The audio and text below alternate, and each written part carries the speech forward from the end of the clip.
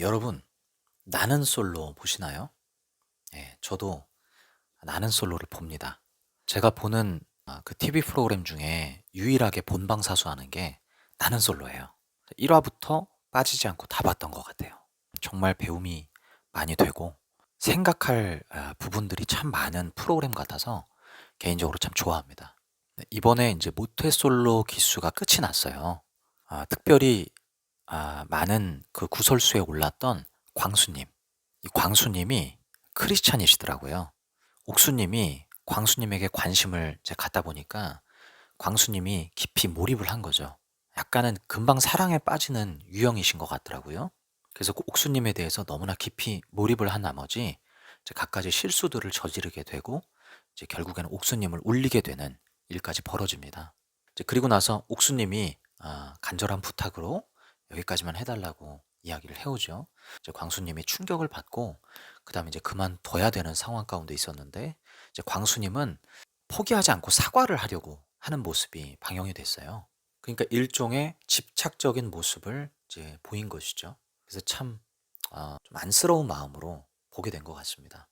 영식님, 예, 그 신학교 출신의 영식님의 모습을 또 보는데 여성분과는 완전히 다른 생각을 이제 혼자서 계속 하게 되면서 뭐 '결혼식에 올 거야.' 뭐 '결혼은 어떻게 해야 되나.' 뭐 이런 생각들을 혼자서, 예, 쉽게 말해서 김칫국물 마신다 그러잖아요.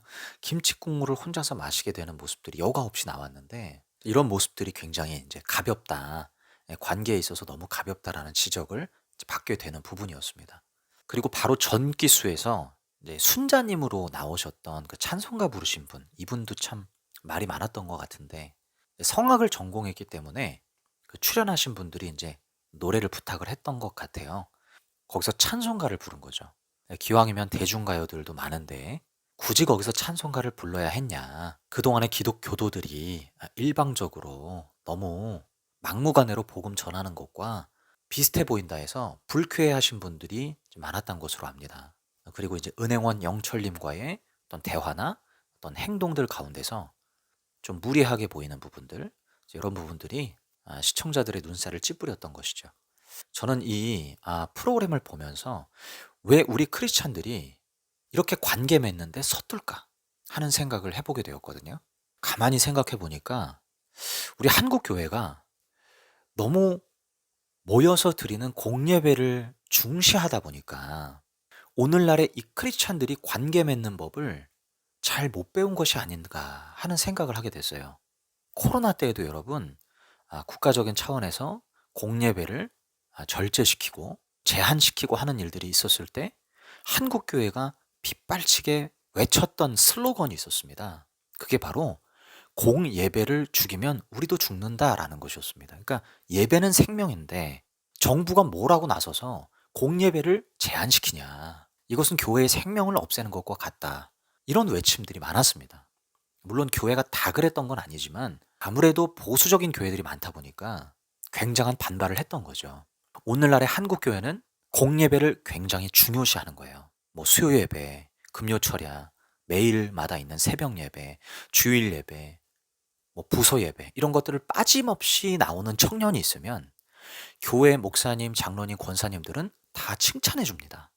그러니까 교회 공예배 열심히 나오는 사람이 좋은 크리스찬, 하나님의 기쁨이 되는 사람으로 분위기가 형성이 되어 있는 거예요. 그런데 여러분, 이것은 예배에 대한 너무나 협소한 이해입니다. 예배라고 하는 것은 공적으로 많은 사람들이 모여서 목사님의 메시지가 들려오고 함께 찬양하고 하는 것을 통해서만 예배가 드려지는 게 아니죠. 예배라는 것은 우리의 삶의 공간에서, 삶의 터전에서, 모든 사람들과의 만남에서 일어나는 게 예배입니다.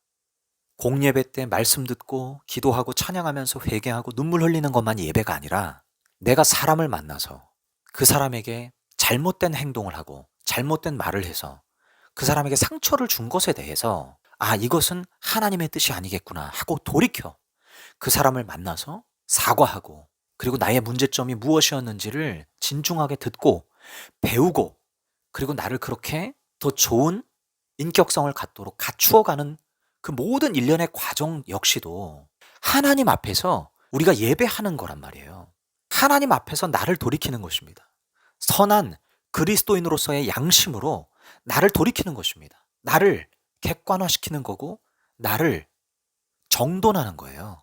그러니까 이런 과정들도 다 너무나 귀한 하나님 앞에서의 예배인데 공예배 참석이 너무나 중요해져 버린 나머지 우리 크리스찬들이 인간 관계 속에서 일상생활 속에서 사회생활 속에서 빛을 내지 못하고 있는 실정인 거예요. 저는 그것이 이번 나는 솔로 프로그램을 통해서 여실히 드러났다고 봅니다. 여러분 마태복음 5장 23절 24절 말씀에 이런 말씀이 있잖아요. 그러므로 예물을 제단에 드리려다가 거기서 내 형제에게 원망 들을 만한 일이 있는 것이 생각나거든. 예물을 제단 앞에 두고 먼저 가서 형제와 화목하고 그 후에 와서 예물을 드리라.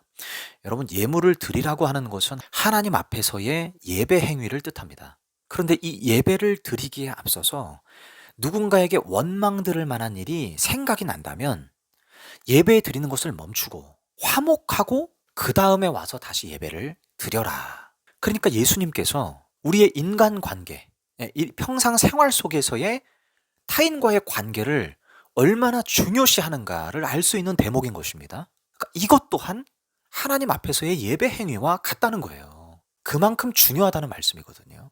우리가 이런 말씀들만 진중하게 읽고 그리고 제대로 소화하여 실천하며 산다면 아마도 많은 부분에서 훨씬 더 성숙한 인간관계를 맺게 될 거라는 거죠.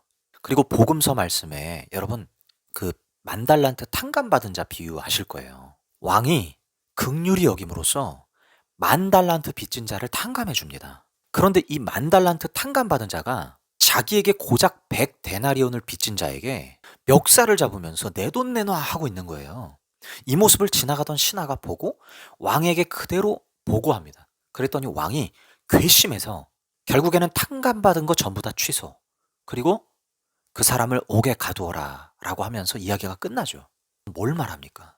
왕에게서 받은 은혜의 깊이를 헤아려 봤어야 되는데 너는 그 깊이를 헤아리지 않았다라는 얘기예요.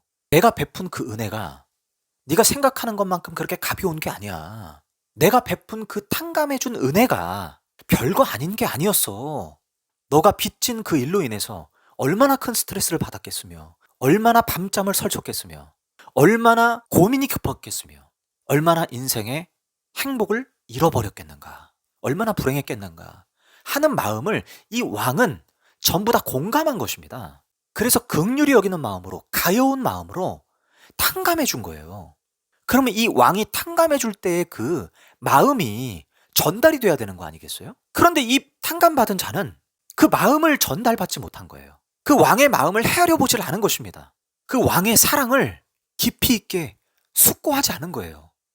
그리고 오로지 자기가 받을 혜택만 아싸 하고 받은 거예요. 그러니까 똑같이 자기한테 100데나리온 빚진 자가 지나갈 때 그 왕이 준 은혜를 생각해서 그 은혜 때문에 내가 이렇게 행복하고 그 왕이 준 은혜가 너무나 감사하고 그 왕에게 깊은 마음의 빚을 지었는데 내가 저 사람이라고 용서 못할 이유가 무엇이겠는가 하고 생각을 해야 되는데 그 생각을 못하고 야 이 자식아 내 100데나리온 언제 갚을 거야 해버린 거거든요. 왕은 속상했을 거예요. 왕은 실망했을 거예요. 왕은 스스로 생각하기를 내가 준 은혜를 저렇게 갚는다면 내가 준 은혜는 아무 소용이 없다라고 생각하고 그 은혜를 취소시킨 겁니다.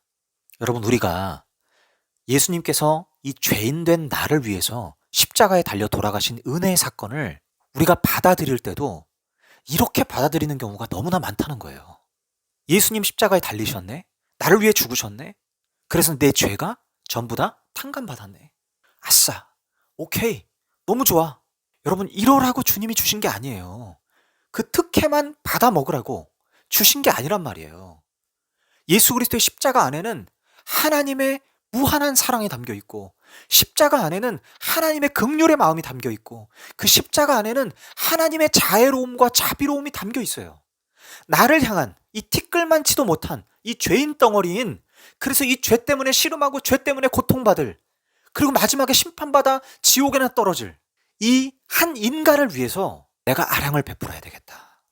내가 사랑을 행해야 되겠다 하고 주신 게 바로 속죄의 은총이에요. 근데 우린 어떻습니까? 이 속죄의 은총을 받으면서 십자가 얘기를 들으면서 감격하질 못해요. 그 주시는 은혜의 마음을 헤아리질 못해요. 그 하나님의 바다 같은 마음을 헤아리질 못해서 사람들에게 그 은혜를 흘려보내지를 못하는 것입니다. 그래서 우리가 자꾸 복음 전할 때 어떤 식으로 전합니까?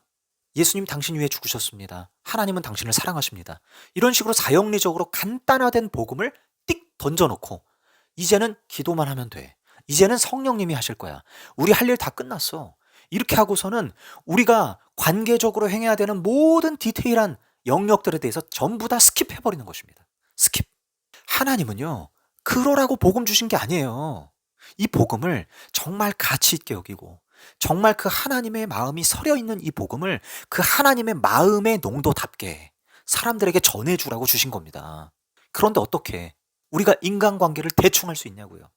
복음 전하기 위해서라도, 그리고 하나님의 사람으로서 내가 어떻게 비추어질지 생각을 해서라도 나는 인간관계에 대해서 굉장한 투자를 해야 되고 신경을 써야 되고 마음을 기울여서 관계적인 부분에 흠이 없도록 노력해야 된다라는 거예요.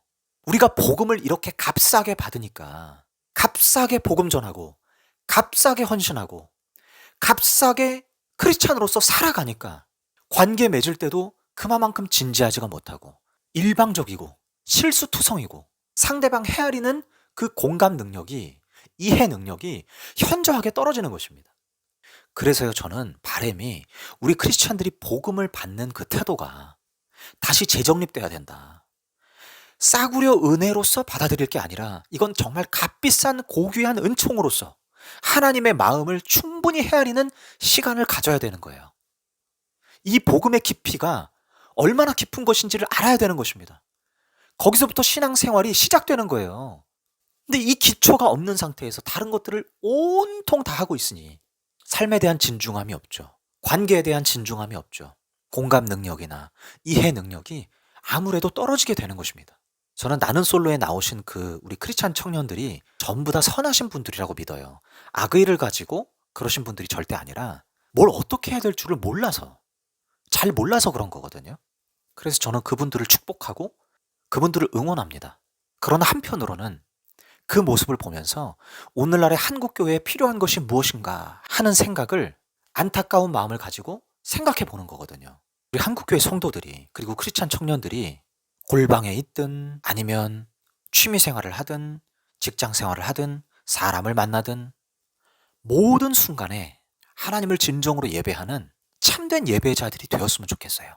그리고 하나님의 말씀을 진지하게 곱씹고 진지하게 묵상하고 그 말씀 따라서 하나하나 나의 삶을 교정해 나가고 모든 순간 성령 하나님의 은혜를 구하면서 깨달음의 은혜를 주시옵소서, 나의 잘못됨을 보게 하여 주시옵소서, 내가 어떤 모습으로 사람들에게 비추어질지, 내 말이 어떤 모습으로 보여지게 될지 이런 것들을 하나님 보여주시옵소서 하는 마음으로 진지하게 신앙생활과 일상생활을 해나갔으면 좋겠어요. 그런 바람이 더 간절하게 생기더라고요. 그렇게 하나하나 훈련에 가다 보면 또 하나님과의 교제, 자기 객관화를 성령 안에서 하면서 또 말씀을 통해서 하면서 하나하나 교정하고 수정 보완해 나가다 보면 여러분 어느덧 인간관계를 맺는 데 있어서 훌륭한 면모를 가지게 될 거예요. 디도서 2장 7절 말씀에 이런 말씀이 있습니다. 그대는 스스로 모든 점에서 선한 행실의 모범이 되십시오.